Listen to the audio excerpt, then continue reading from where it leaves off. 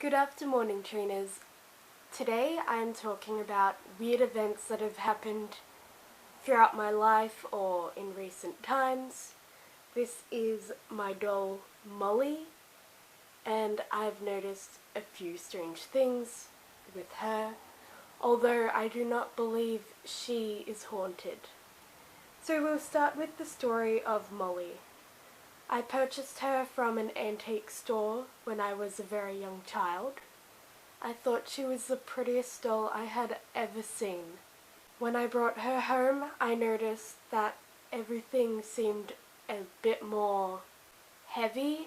The air seemed heavy. Just being in my room where I put her seemed heavier and unhappy. But I've kept her all those years regardless. Excuse my husky voice, I'm still getting over a cold.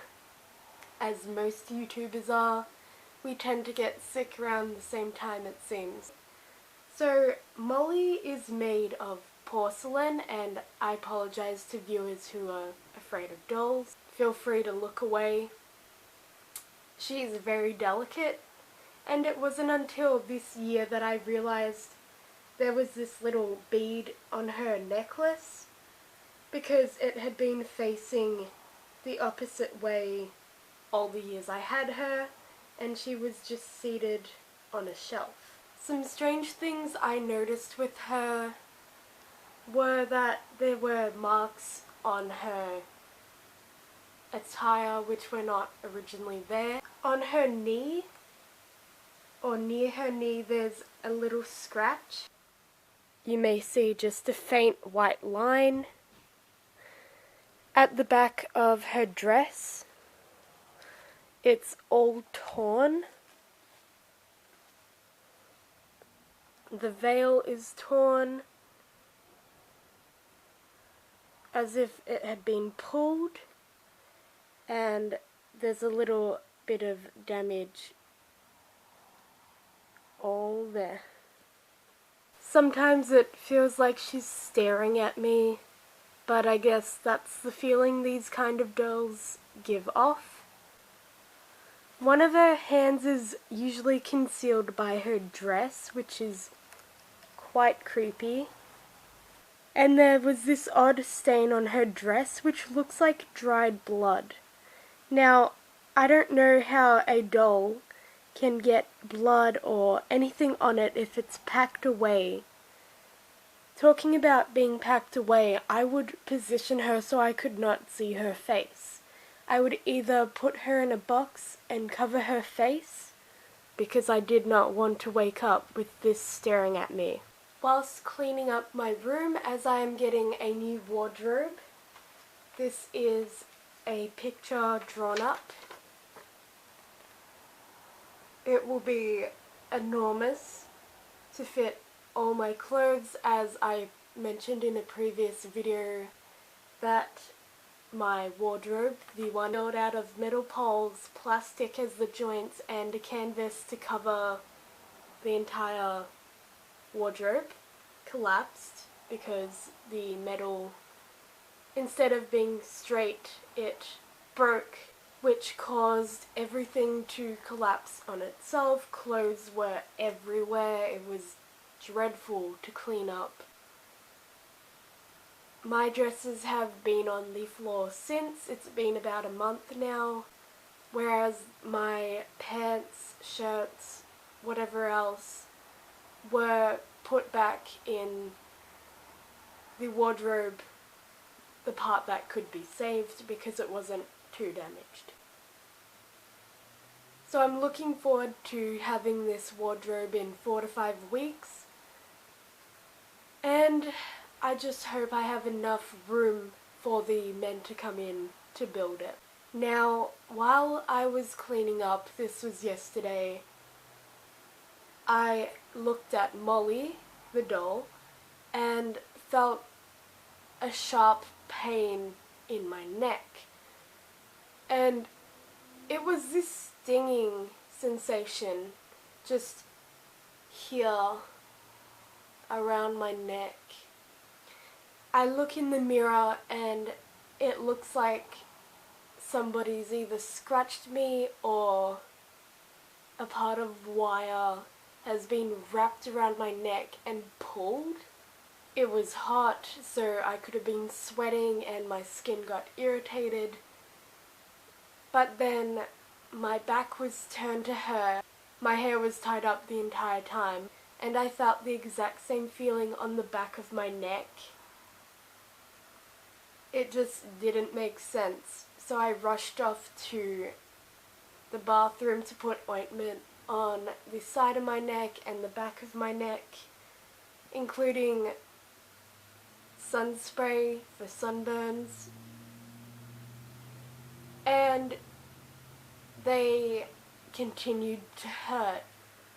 There's no mark today, which I'm happy about, so it could have just been an irritation, but that was a weird event in itself. I'll put Molly aside. There was another text. Oh, that scared me a little bit. Anyway, yesterday my mother and I went shopping to look for the wardrobe that I was just talking about. We were a few meters away from our house. There's this set of traffic lights. There's a left turning lane and a lane to go straight. A semi-trailer was too close to the curb, and there was a vehicle we suppose was making sure the delivery was made. So it was turning from the straight lane and had cars beeping at it. We were on the left lane. We see that it gets caught on the traffic light.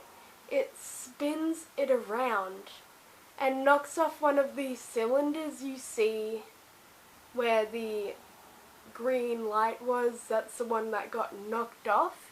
And this cylinder hits the grass after being knocked off. We don't know if anybody came to fix it up, but that means a traffic light is in the wrong direction, which can be detrimental for drivers. It can be confusing, it can cause crashes. I'm just hoping it has been fixed and reported. Now, this wasn't the only strange event that happened yesterday. Not on the road, but in person. People tend to be zombified on their phones, which I hate. They just text with their head down, and they are not willing to move over, not even a millimeter. Instead, they bump right into you, which is painful. We get to this shop called Dangerfield. I love them so much, although their stock is a bit on the pricey side.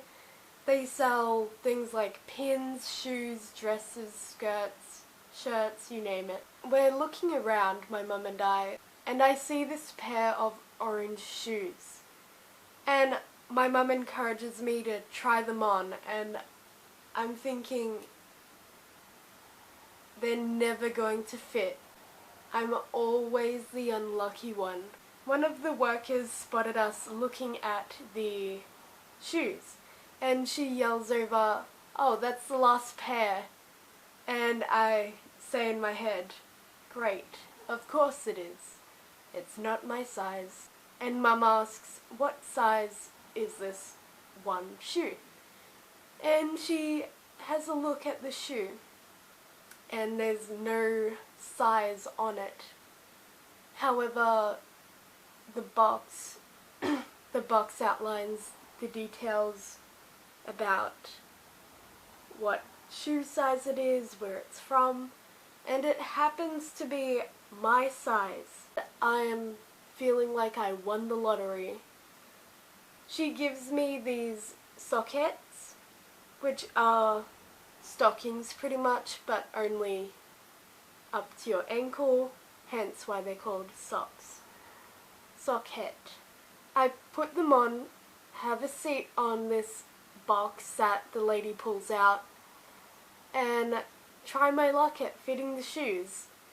I was afraid that they'd be too thin on the toes or just not fit at all. Mum then told me to go for a walk, so I sheepishly walked through the store with these bright orange shoes on. I'm in dark blue because blue is my favorite color. And I catch the attention of the workers and everybody else in the store. I take a seat back on the box and people are coming over to have a look at these shoes. And one of the workers says to me that so far I've been the only one to fit into the shoe, as if this is Cinderella. There was no prince though, so that's fine. Jokingly, she says that her hair matches the shoes. It did. I have the shoes over here. They're elevated because they're heels. They're this nice orange colour. And they're quite comfortable to wear. There's this soft padding on the inside. And a buckle. I love these heels so much and will be wearing them on Tuesday. There is a special event then. But knowing that these were the last pair and a colour I would wear as well as a style, it makes me extremely happy. We ended up buying them, hence why they are in my hand as we speak. But before putting them back in the box, people were coming up to me saying how nice I looked, how nice the contrast between the blue and the orange was, and how well they suited me. And I was just thinking, these people are all strangers, but thank you so much. Thank you to all those who complimented me in the shoes. It was an odd feeling because usually people aren't coming up to me for normal reasons. I'll go into that in a second. I get shy quite easily. I don't like bringing the attention to me. And I suppose this colour will, unless I wear a long gown, which I mostly do, to hide these Cinderella shoes. Talking about attracting strange people or crowds, I have a few stories for you guys. Trust me on that one. This not so good event happened back in June of 2016. That's almost 2 years ago now. I was walking my dog Furby. You may know him from previous ghost videos, my little ghost hunter dog. And we're trying to catch up with my brother who was riding a bike. So he had sped off long before we had even left the house. We're far behind. I take this different route because we're on a busy road. I don't want to catch the attention of the drivers who sometimes shout out inappropriate things out their window. Some people might enjoy being catcalled, but I cannot stand it. It is disgusting to me, to the point I feel sick. Just don't do that. We're walking along this straight strip of path, and we're in the middle, although there are parts where cars can drive past because there's little breaks between streets or roads. From the other side of the road there is a bicycle, and instantly I got this feeling he's going to follow us, Furby and I. And he crosses in front of me, so he goes up onto the path from this side street, looks at me like an owl who turns their head 360 degrees, is riding, goes into the side street, and I stopped walking. I knew he was going to end up behind me, as this side street in particular goes in this half square shape. I pick up Furby. I'm in these flimsy shoes, and I know I cannot run. I will shake up Furby, giving him brain damage. I will trip over. It's a horror film in reality right now. I'm watching in horror as this man, this old man in this greenish yellow fluoro vest comes out from the other side of the street. He is now behind me. I think to myself, how could this happen? I look across the street for help while I'm trying to speed walk. This guy is going so slow, just watching me panic.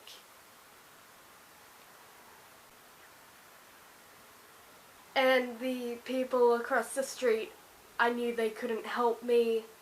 They were handicapped already, and I just kept going. So there's this street where people from all directions can turn. I got across that busy road looking in all directions because you must. It is an absolute must. Otherwise you risk getting hit by a vehicle, and they will not give way to you no matter what. This cyclist is still following me at the slowest speed. I am checking behind me to see if he bothers speeding up. He could knock me over. He could kill my dog. He could do anything. I didn't know what this man wanted. He did not utter a word. I did not say anything to him. I was in such a panic I couldn't even bring myself to film him or anything. I make my way to a petrol station, which is closed nowadays. It has all this graffiti on it. I rush in there with Furby in my arms. He's serving a customer, and I tell him, all panicky, there's a man following me. He's on a bike, and he's like, calm down. And I'm like, no, you don't understand. There is a guy following me on a bike. I was trying to take my dog for a walk, and he's following me. He's going at the slowest speed just so he can stalk me. And oh, it's crazy thinking about this present day, because I don't know what that man was going to do. I don't know his intentions. I haven't seen him since, but ever since that event, when I hear bike, I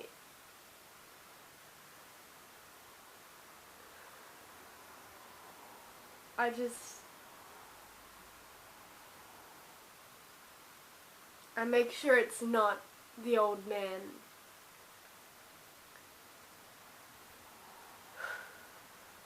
I haven't seen anybody in a yellowy green vest in the area. It's always yellow or orange and nothing in between.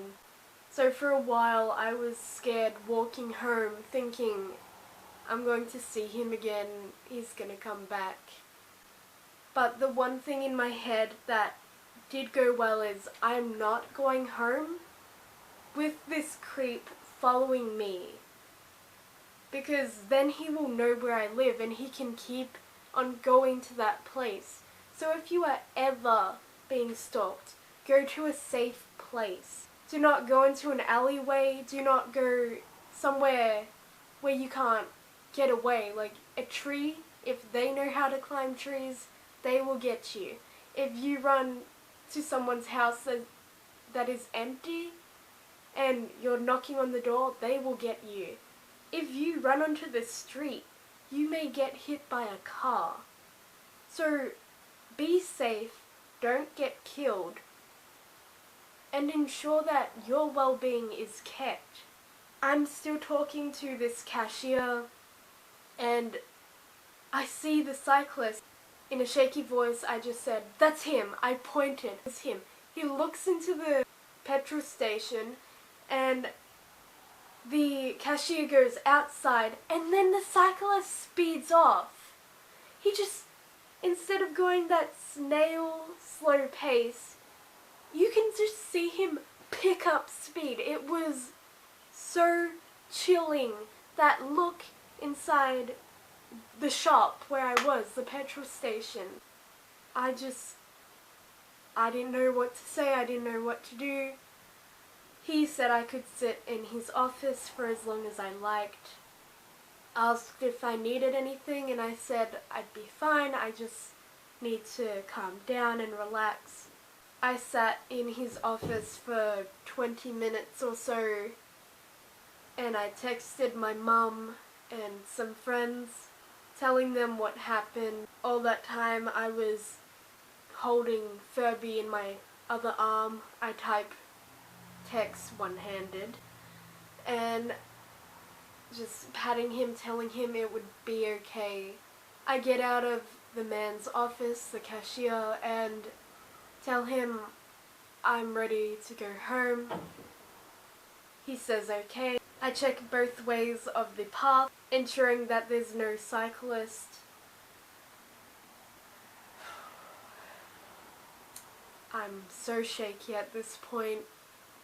It's not something you usually deal with, being followed and not knowing what that person would have done to you, which is the worst part, arguably. You do not terrorize people to get your way with them, whatever that is. Like, just why? Why do people think it's okay? From a side street, I saw an old man. He had no bike and he was chucking off a vest. He runs across the road to the other petrol station, which is the better known petrol station in the area. That was the last time I saw him. That night, Dad, my brother, and I went to the petrol station and spoke to the cashier who saved me. The cashier was understanding and we thanked him for his help, because without him I don't think I would have made it home the same or at all. If the cashier's out there, thank you so much again for helping me out, for calming me down. It means so much. One final story time before I end this video.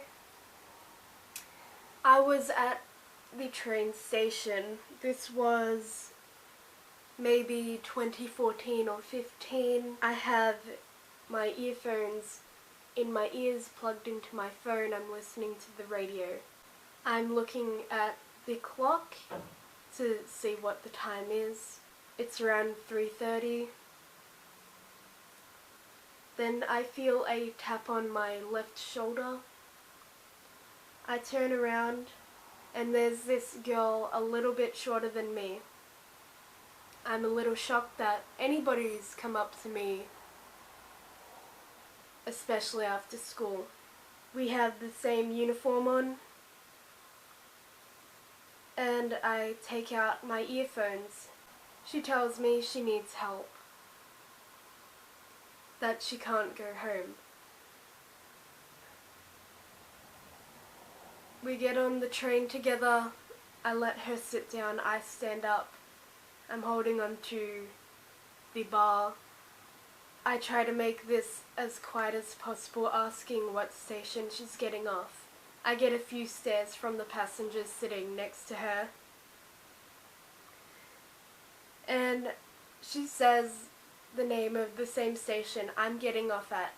Inside I am just like, yes, thank goodness, because what would I do if she had to get off at a station I didn't know, and that was far from my home?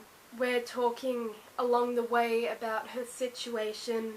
Her dad's kicked her out of her house. Her sisters have long been kicked out of their house, and she shows me a few cigarette burns, told me that the girlfriend of the father didn't want the children in the house anymore, and that she would dump him if the children weren't gone. Which is so cruel and manipulative to think that there are people out there who think that other people's children are just baggage and should be thrown out onto the streets. Like, it doesn't even matter about someone else's life. Children are the next generation and are going to make decisions that affect our world as you know it. And they have the audacity to treat any child like dirt. You do not burn or abuse a child in any way and think they'll be right. So this girl, we'll call her Amber, was in a lot of pain. She asks to use my phone and she calls her sister.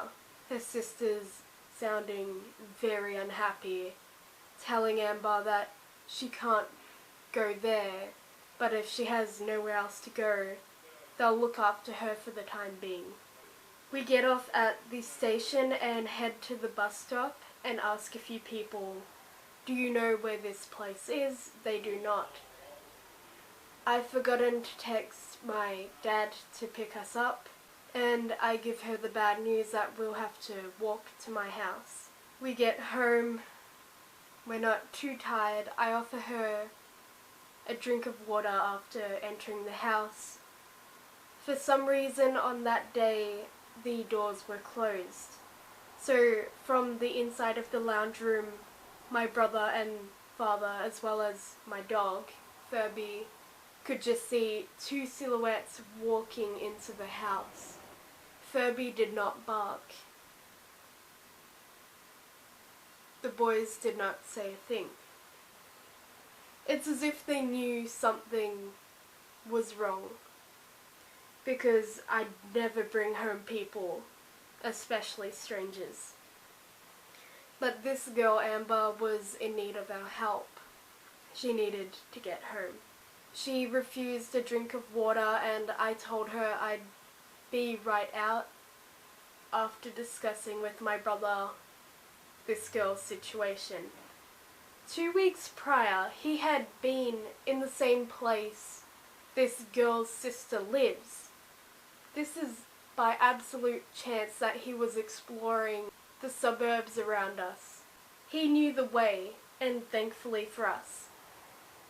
I'm out of my school uniform and we just head off because my dad refuses to take us by car, which was such a stupid idea. You do not leave 3 children to walk into unknown land when it's getting dark outside. But in his head, everything was hunky-dory. But this is not the time to roast my dad. And Amber's a little quiet. I only met her about an hour ago at this point. I offer her to take her bag. She holds onto it firmly and says she'll be alright. When we get to this certain point of the walk, she says that she'll be alright to make her way home. And we say, no, we'll take you all the way home. From that point near a post office, which was a sort of landmark for her, something she had mentioned to me prior, hence why we asked the people if they knew the certain location at the bus stop. She guided us to her sister's home. From the inside we could hear a lot of noise. The garden was not kept, the outside looked dirty. It was no place for any child. But the thing was, there were children in there. Eventually they accepted that Amber had nowhere to go, that she too had been kicked out. Her sisters were 18, 19, they had a boyfriend. She knew everyone in this circle and I just felt so guilty for leaving her there. Not before giving her a hug and telling her everything would be okay. Said to her that we'd see each other at school and that I'd miss her because we just met, and that she did well to remember the way to her sister's home. About a week later, I saw her at school and she looked happier. I saw her a few times after and even met one of her friends, Sammy. Sammy was a nice kid and quite playful as well. We'd sit together on the train on the way home. One of the last times I saw her, her dad was at the station and was just verbally attacking her. She stood up to him, which I applaud because you cannot treat anybody like dirt. I grab her by the arm and drag her away from her dad because I can't watch this. I myself feel like my voice has been taken away, like I can't talk. So the one thing I could do was take her away from the situation. I learnt a lot about her in those few weeks, and it was a bittersweet goodbye because her father cancelled her enrollment at the school because if she wasn't going to live with him, she wasn't going to live under his rule. A few years later, I heard my name being shouted out on the train. I don't travel home with anybody, and to hear my name, it was shocking. And I look up, there's this blonde girl, she's tall and she has blue eyes. I look at her confused, and then I look at her teeth. This is how I remember her. It's weird, but I remember her teeth. I shout, "Oh my God, Amber," and she's like, yeah, and I'm like, "How are you?" She has her friends, and wow, I couldn't say much. She was asking me things and it's like I went deaf. It was utter disbelief. It was so good seeing her to the point where she wasn't even recognizable. That's how healthy she looked compared to being upset, having bags under her eyes, having scars. Amber, I'm glad you approached me. However, I don't understand. Of all people to go to, you went to me. It's like you knew. And talking about this you knew business, it's like people can read who I am. They can tell straight away if they like me or if they don't. But I'm so happy for you, Amber. I hope you live a wonderful life and live it to the fullest because you deserve to be happy like anybody else. With that, I would like to thank my audience for watching the video. I hope you got something out of it. Speaking about these things is highly personal and deep. I hope it teaches you something about me. Whether good or bad, that's up to your interpretation. I'll see you in the next video. Bye bye.